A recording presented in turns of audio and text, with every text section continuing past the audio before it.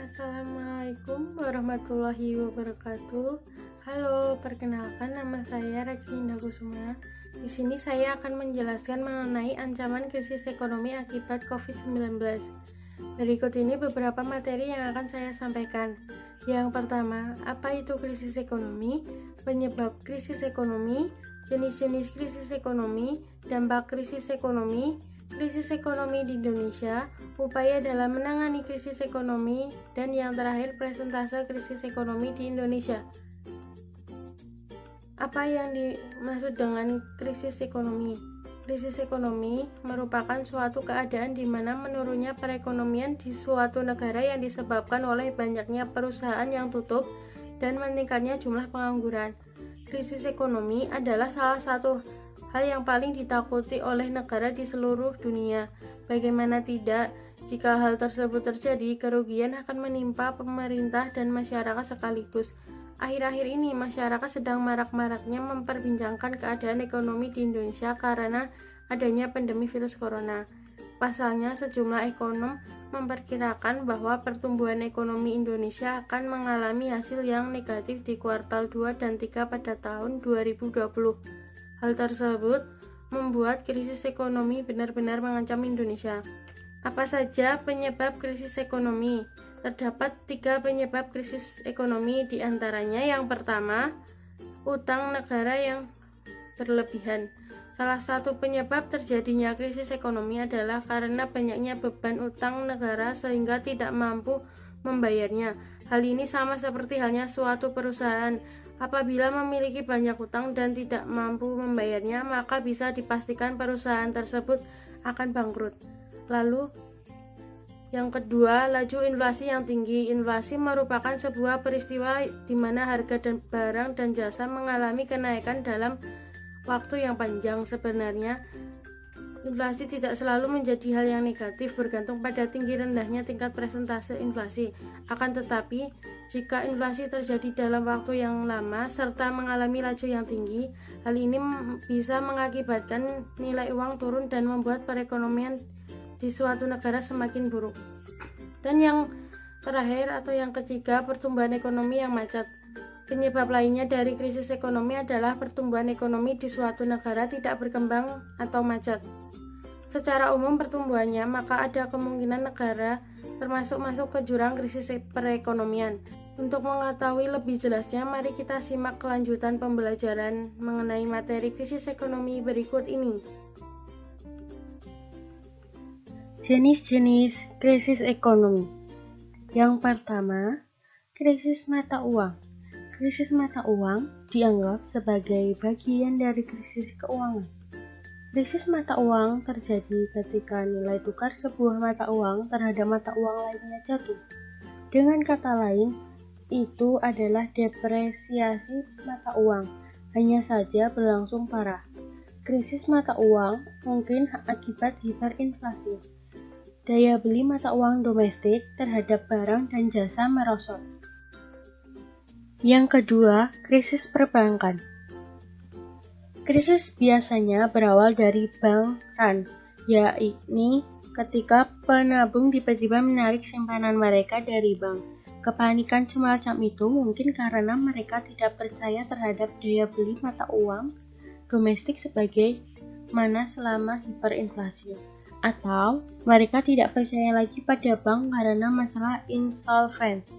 Selama hiperinflasi, daya beli mata uang jatuh.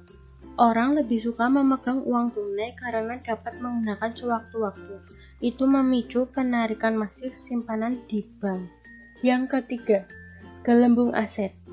Krisis biasanya terjadi ketika gelembung aset tiba-tiba pecah.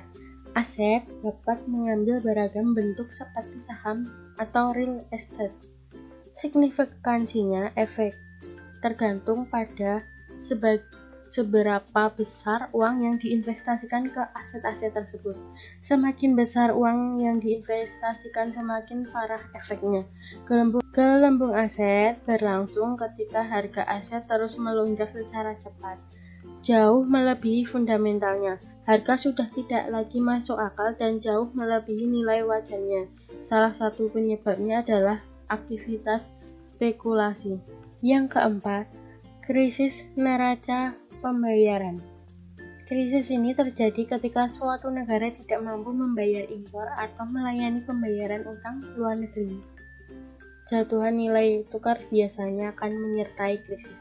Salah satu sumber penyebab krisis neraca pembayaran adalah aliran modal jangka pendek atau kita sebut sebagai hot money. Investasi asing mengalir ke perekonomian domestik untuk mengambil keuntungan dari pertumbuhan ekonomi yang cepat. Orang asing memburu aset-aset seperti saham dan obligasi. Sementara yang lain lebih berorientasi jangka panjang. Mereka berinvestasi langsung dengan membangun fasilitas produksi atau akuisis perusahaan domestik.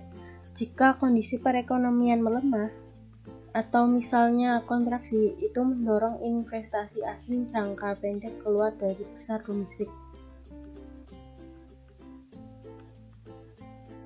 Yang kelima atau yang terakhir, krisis utang. Krisis utang muncul ketika risiko gagal bayar meningkat. Utang melonjak karena pemerintah menjalankan defisit anggaran yang semakin tinggi dari tahun ke tahun. Tingginya utang membuat kemampuan pemerintah untuk membayar bunga dan pokok jatuh. Dampak krisis ekonomi. Yang pertama, lonjakan tingkat pengangguran. Krisis ekonomi mengarah pada resesi atau bahkan depresi. Bisnis memangkas output karena lemahnya permintaan. Mereka mulai rasionalisasi biaya produksi dengan memecat sebagian pekerjanya. Yang kedua, jatuhnya kekayaan rumah tangga. Pendapatan masyarakat jatuh karena tingkat pengangguran yang lebih tinggi. Mereka yang masih bekerja mungkin juga harus menerima gaji yang lebih rendah seiring langkah efisiensi dan rasionalisasi biaya operasi oleh bisnis. Yang ketiga, jatuhnya keuntungan bisnis. Permintaan barang dan jasa merosot seiring dengan jatuhnya pendapatan kekayaan rumah tangga. Jatuhnya permintaan membuat sebagian besar fasilitas produksi menganggur. Bisnis tidak dapat beroperasi pada skala ekonomis, meningkatkan biaya unit produk. Yang keempat, krisis sosial. Tingkat kemiskinan melonjak seiring jatuhnya pendapatan dan kekayaan rumah tangga. Itu memicu peningkatan masalah sosial seperti kejahatan dan kelaparan. Bagaimana krisis ekonomi di Indonesia? Indonesia sendiri pernah mengalami krisis ekonomi pada tahun 1998 lalu.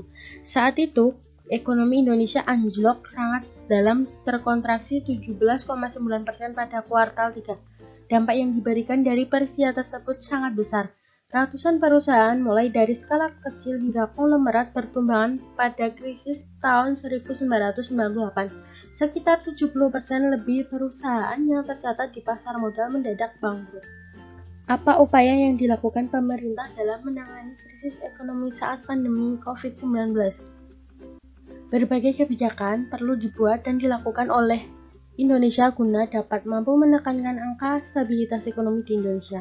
Pada saat ini di mana Indonesia sedang dihadapkan oleh krisis ekonomi akibat lambat laju pertumbuhan ekonomi, serta banyaknya masyarakat yang bekerja terpaksa dirumahkan akibat banyaknya lapangan pekerjaan yang tutup sementara akibat masalah pandemi ini, maka pemerintah mengeluarkan kebijakan bersamaan dengan kebijakan yang dikeluarkan oleh pemerintah daerah, khususnya daerah yang saat ini menjalankan kebijakan PSBB guna menanggulangi penyebaran virus tersebut. Berikut ini terdapat presentase krisis ekonomi di Indonesia. Angka pengangguran dan kemiskinan berpotensi melonjak akibat krisis ekonomi. Ekonomi RI diproyeksi turun. Pemerintah mewaspadai dampak krisis akibat COVID-19, terutama terhadap beban defisit APBN serta peningkatan jumlah pengangguran dan penduduk miskin. Ekonomi Indonesia melambat dibandingkan 2019. Pemerintah pun menyesuaikan skenario pertumbuhan ekonomi 2020 menjadi 2,3% lebih rendah dari target APBN 2020 sebesar 5,3%. Sekian penjelasan singkat materi mengenai ancaman krisis ekonomi di Indonesia akibat pandemi COVID-19. Wassalamualaikum warahmatullahi wabarakatuh.